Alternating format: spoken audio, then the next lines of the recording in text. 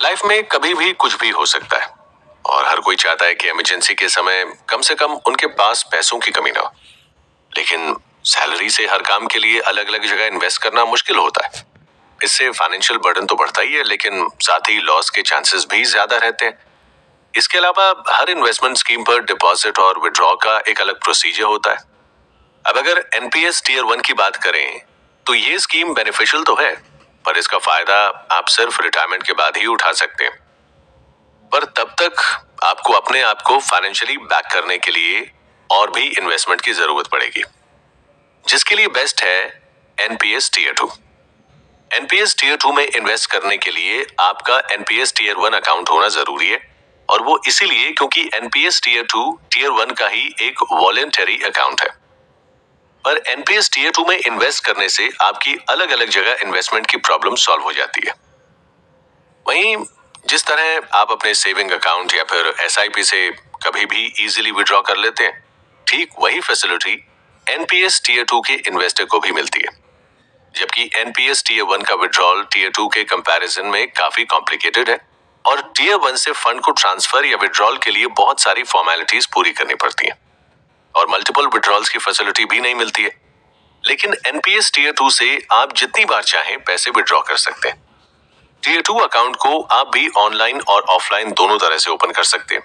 Account को online open करने के लिए nsdl/tier2 इन्वेस्टमेंट वेबसाइट पर लॉगिन करना है और वहां पर अपने PRAN यानी कि परमानेंट रिटायरमेंट अकाउंट नंबर डालना है। इसके बाद टियर 2 को ओपन करने के लिए अपने पैन कार्ड और डेट ऑफ बर्थ को डालना है। अब अकाउंट तो ओपन हो गया, लेकिन एनपीएस टियर 2 को एक्टिवेट करने के लिए आपको 1000 की फर्स्ट इन्वेस्टमेंट करनी होगी, और इसके बाद इस अकाउंट को एक्टिव रखने के लिए हर फाइनेंशियल ईयर में कम से कम 250 रुपए की मिनिमम इन्वेस्टमेंट करनी होगी ताकि अकाउंट बंद ना हो। टियर 1 की ही तरह यहाँ पर भी इन्वेस्टर को इन्वेस्टमेंट मोड के तौर पर एक्टिव और ऑटो दो मोड ऑप्शन मिलते हैं, जिसे आप अपनी कन्वीनियंट के हिसाब से चुन सकते हैं। टियर 2 के अकाउंट होल्डर के पास रजिस्टर्ड पेंशन फंड या किसी भी दूसरे इन्वेस्टमेंट ऑप्शन को चुनने की पूरी आजादी होती है, और अगर अकाउंट होल्डर चाहे तो अपनी इन्वेस्टमेंट को एक ऑप्शन से दूसरे ऑप्शन में ट्रांसफर भी कर सकता है। हाँ, लेकिन इस अकाउंट को रिटायरमेंट प्लान्स के लिए इस्तेमाल नहीं कर सकते। वहीं इन्वेस्टर के पास कभी भी कहीं से भी अकाउंट को ऑपरेट करने और विड्रॉल करने की फ्रीडम होती है। लेकिन कोई भी नागरिक लाइफ टाइम में सिर्फ एक ही एनपीएस अकाउंट ओपन कर सकता है।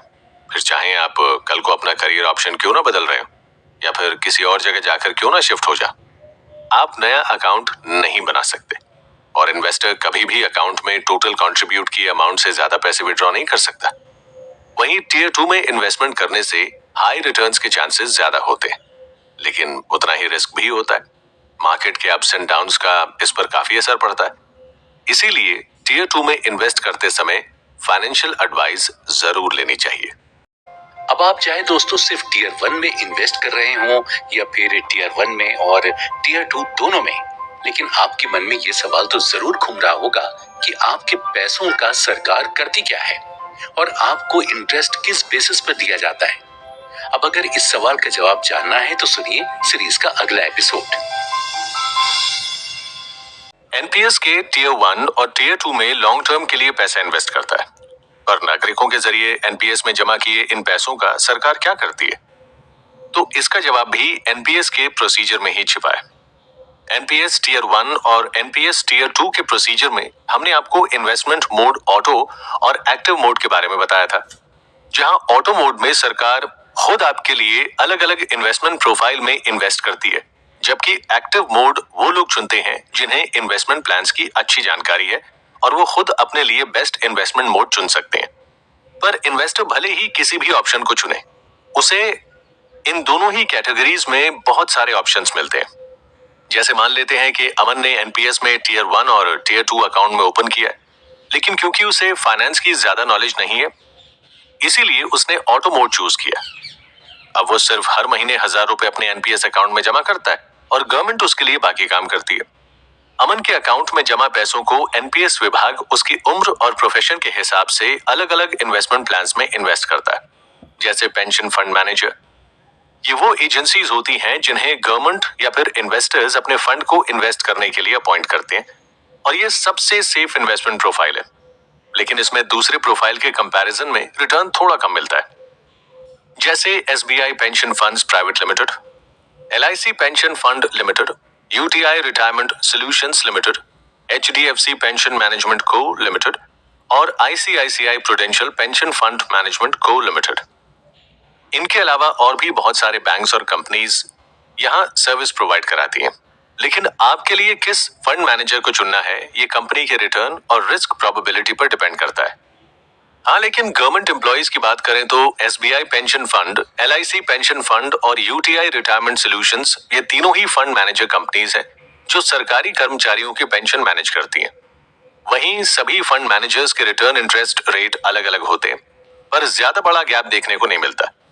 जैसे SBI फंड में 1 ईयर रिटर्न 5% है और 5 इयर्स रिटर्न 8% तक है, जबकि UTI रिटायरमेंट सॉल्यूशंस और LIC पेंशन फंड में 1 ईयर रिटर्न 3 से 4% के बीच है और 5 ईयर रिटर्न 8% से ज्यादा का है।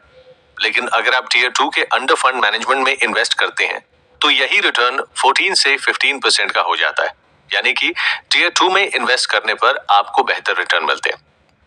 इसके बाद आता है इन्वेस्टमेंट ऑप्शन, जहां पर इन्वेस्टर की चॉइस के बेस पर गवर्नमेंट एसेट्स, गवर्नमेंट बॉन्ड्स और कॉर्पोरेट बॉन्ड्स में इन्वेस्ट करती है। जैसे एसेट क्लास E, यहाँ पर E का मतलब इक्विटी है, यानी कि शेयर। एसेट क्लास E में NPS के अंडर में मैक्सिमम 75% ही इन्वेस्ट किया जा सकता है।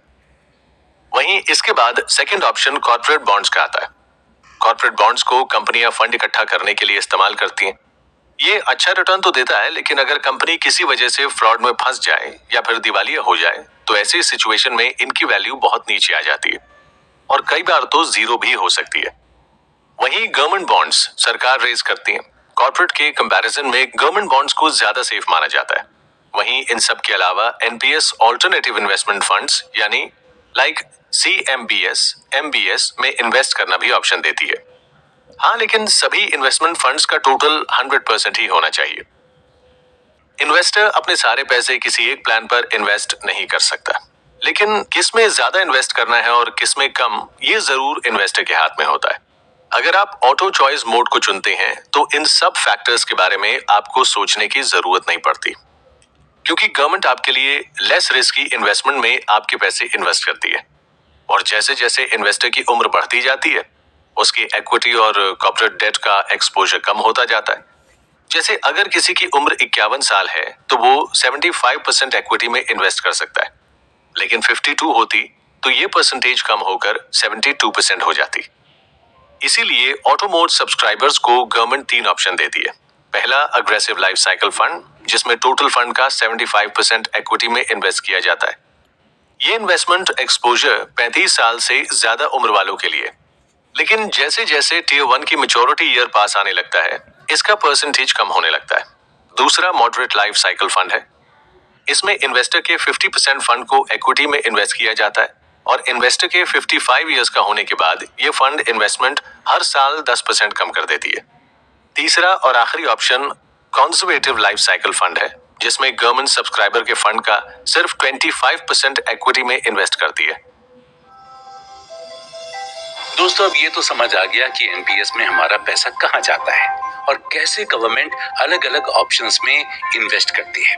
पर ये कैसे तय किया जाए कि हमें मंथली NPS टीयर 1 और टीयर 2 में कितना इन्वेस्ट करना चाहिए, या फिर किस अकाउंट में ज्यादा इन्वेस्ट करने से हमें ज्यादा बेनिफिट होगा। टीयर 1 हमारे रिटायरमेंट को सिक्योर करता है, लेकिन रिटायरमेंट के बाद हमें कितनी पेंशन मिलेगी ये हमें कैसे पता चलेगा, और क्या हम खुद अपने महीने की पेंशन तय कर सकते हैं? तो चलिए जानते हैं अगले एपिसोड में। NPS हमारे रिटायरमेंट को प्लान करने में तो हेल्प करता है, लेकिन हमें ये कैसे पता चलेगा कि रिटायर होने के बाद पेंशन के रूप में जो पैसा हमें वापस मिलेगा वो कितना होगा? और क्या वाकई कोई तरीका है जिसे हम खुद से ये तय कर सकें कि रिटायरमेंट के बाद हमें महीने की कितनी पेंशन मिलेगी? अब सरकारी कर्मचारियों को रिटायरमेंट के बाद कितनी पेंशन मिलेगी ये तो सरकार डिसाइड करती है, पर आपको रिटायरमेंट के बाद कितनी पेंशन मिलनी चाहिए ये तो आप खुद तय कर सकते हैं। दरअसल रिटायरमेंट के बाद NPS अपने अकाउंट होल्डर्स को लमसम और एन्युटी दोनों ऑप्शन देता है। अकाउंट मैच्योर होने के बाद इन्वेस्टर 60% अमाउंट को उसी समय विड्रॉ कर सकता है, जिसे लमसम पेमेंट कहा जाता है, और बाकी का 40% एन्युटी प्लान के अंडर थोड़ा थोड़ा करके अगले 5 साल, 10 साल या फिर 20 साल तक पेंशन के रूप में मिलता है। पर ये अमाउंट कितना होगा और कितने साल तक इन्वेस्टर पेंशन चाहता है, ये पूरी तरह उसी का डिसीजन होता है।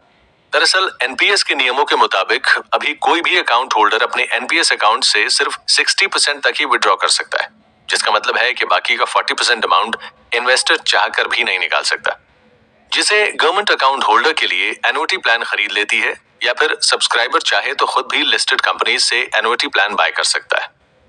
एन्युटी प्लान करने का फायदा ये होता है कि इन्वेस्टर के 40% में कुछ इंटरेस्ट कंपनी अपनी तरफ से भी जोड़ती है, ताकि पेंशन के रूप में एक अच्छी पेमेंट इन्वेस्टर को रिटर्न के रूप में मिल सके। अब मान लेते हैं कि अमन अभी 25 साल का है और वो रिटायरमेंट के बाद 75,000 सैलरी महीना चाहता है।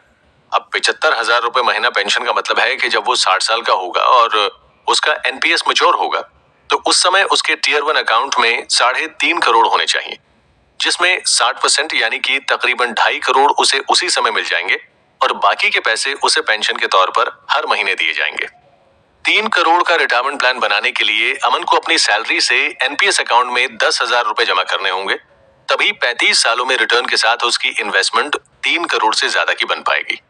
पर हर किसी के लिए 10,000 रुपए रिटायरमेंट प्लान पर इन्वेस्ट करना तो आसान नहीं होता। इसीलिए जरूरी नहीं है कि आपको एनपीएस के लिए इतने पैसों की ही जरूरत हो।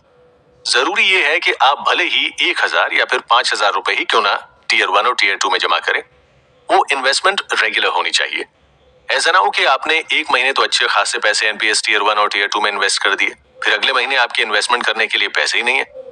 एनपीएस में मिनिमम और मैक्सिमम कितने पैसे इन्वेस्ट करने से हमें रिटायरमेंट के बाद मनचाही मंथली सैलरी मिल सकती है, और कैसे अपनी इन्वेस्टमेंट को रेगुलर ईएमआई के तौर पे बिना बर्डन के मैनेज किया जाए, जानेंगे सीरीज के अगले एपिसोड में।